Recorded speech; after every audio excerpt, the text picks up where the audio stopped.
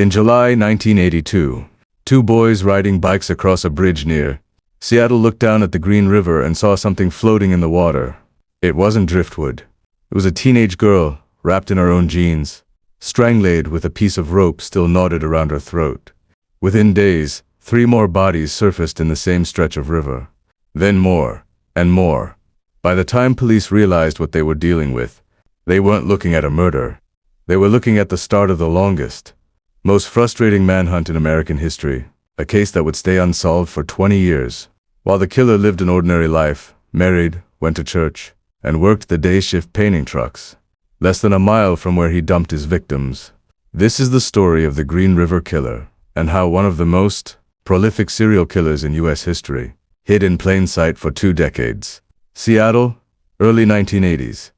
The SeaTac Strip, a stretch of highway lined with motels, truck stops, and bars near the airport, had become a hub for teenage runaways and young women working the streets.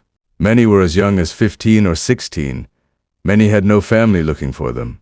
No one filing a missing persons report when they vanished. That made them, in the coldest possible sense, invisible victims, and it's exactly why the killer chose them.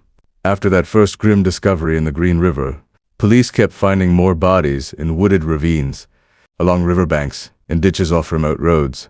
The victims were almost all young women connected to that same stretch of highway. Some had been missing for weeks before anyone noticed. By 1983, the death toll was climbing so fast that Seattle area police formed a dedicated task force.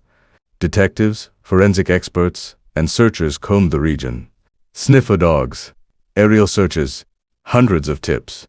And still, the bodies kept coming. By the end of the 1980s, more than 48 women were confirmed victims, though investigators believe the real number could be far higher. The press gave the killer a name based on where it all began: the Green River Killer. Here's what made this case maddening. Police actually had a suspect early on. A truck painter named Gary Ridgway was interviewed by detectives in 1983. After a woman reported he'd tried to choke her, he even passed a polygraph test in 1984. He looked ordinary. Married 3 times. Devoutly religious neighbors described him as quiet, a little awkward, someone who read his Bible at lunch. Not remotely the profile anyone expected of a monster. So the investigation moved on, and moved on, and moved on. Over the next 2 decades, the task force investigated thousands of suspects, including, at different points, a man obsessed with true crime who inserted himself into the case, and even famed serial killer Ted Bundy, who was consulted from prison for psychological insight into how the killer might think. Meanwhile, the killings didn't stop cleanly. They slowed, shifted, became harder to track. Bodies kept turning up for years. Some victims not identified for over a decade after their deaths. Families waited. Detectives retired without answers. The case became a symbol in the true crime world of a killer who had simply won. Nobody knew that the man who did it had already been sitting in an interview room with them, calm as ever, back in 1983. For years the case sat cold, not because detectives stopped caring, but because 1980s forensic technology simply couldn't crack it. Then in the late 1990s something changed. DNA testing. Evidence collected from crime scenes decades earlier, preserved carefully by investigators who refused to let the case die, could now be reanalyzed with techniques that didn't exist when the murders happened. In 2001, detectives matched DNA from semen found on several victims to a saliva sample. Gary Ridgway had voluntarily given back in 1987. During the original investigation, the ordinary truck painter, the man who passed a polygraph, the quiet churchgoer from the suburbs, he was arrested that November. And when detectives finally sat him down, what he confessed to was almost incomprehensible. To avoid the death penalty, Ridgway agreed to a deal. He would confess in full detail and lead investigators to remaining bodies, in exchange for consecutive life sentences instead of execution. What followed were months of interviews that painted the portrait of a killer, almost mechanical in his coldness. Ridgway explained he targeted sex workers and runaways, specifically because he believed, correctly, for years that no one would look for them quickly. He described picking up victims, killing them, and in a detail that still unsettles investigators today, returning to the dump sites afterward, sometimes to have sex with the remains. sometimes just to look at them, treating the locations almost like a private collection he could revisit. He kept killing for years even after police first questioned him, confident that, as long as he looked normal, no one would ever connect the dots. In the end, Ridgway pleaded guilty to 48 counts of murder at the time, the most of any convicted serial killer in American history. He later admitted to killing closer to 71 women. Though not all of those additional deaths could be formally charged, he's currently serving life in prison without parole. The Green River case isn't just a horror story. It's a case study in exactly how a killer can hide for so long. Ridgway wasn't a criminal mastermind. He wasn't especially clever. What let him operate for 2 decades was a system that, in the 1980s, didn't prioritize investigating. The disappearances of young women without stable homes, without family pressure, without anyone demanding answers. He chose victims the world had already decided not to look for.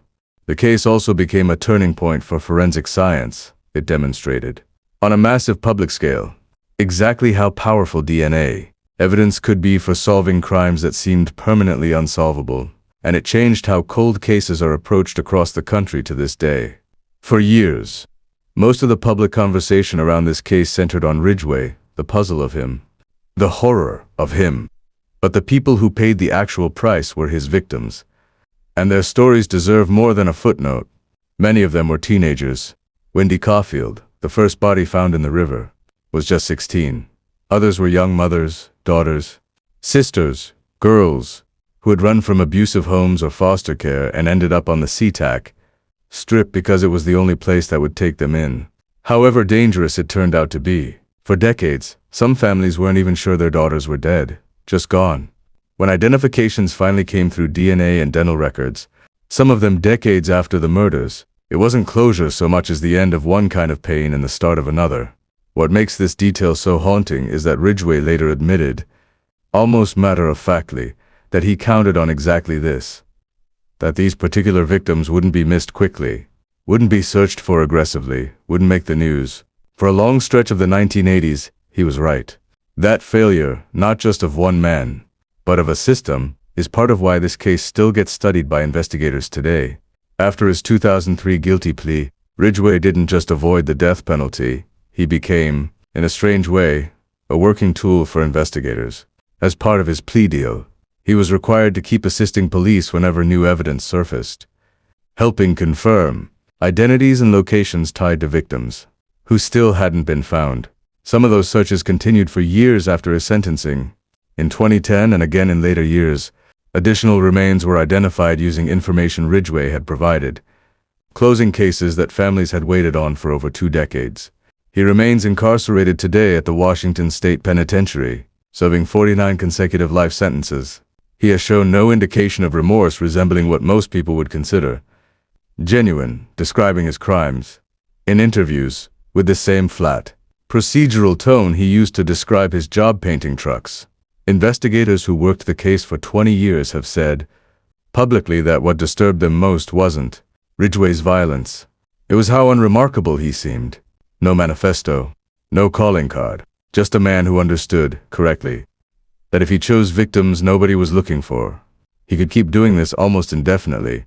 Gary Ridgway walked among his neighbors for 20 years, while investigators searched for a monster they thought would stand out. He never did. That was the whole point. If this story pulled you in, subscribe, because next time, we're covering a case just as chilling and just as unbelievable.